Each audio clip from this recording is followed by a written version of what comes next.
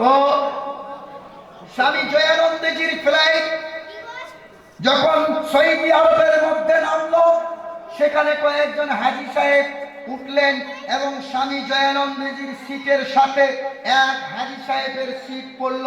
সেখানে এক হাজী সাহেব এসে বসলেন।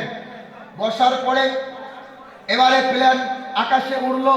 উড়ার পরে ওই স্বামী জয়ানন্দজির যে মুরিদ ছিল, তার যে সিকিউরিটি গার্ড ছিল, ওই সিকিউরিটি গার্ড এসে তাকে বললেন, স্বামী জয়ানন্দজিকে বললেন, গুরুজি ধ্বংস হয়ে গিয়েছে, সর্বনাশ হয়ে গিয়েছে, ধ্বংস হয়ে গিয়েছে, সর্বনাশ হয়ে গিয়েছে।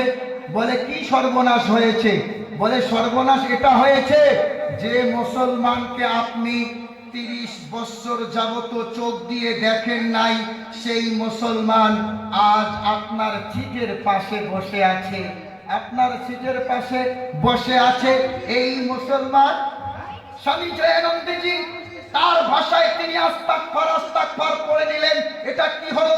এটা কি হলো? জলকষা ছিটাও, এটা কি হলো?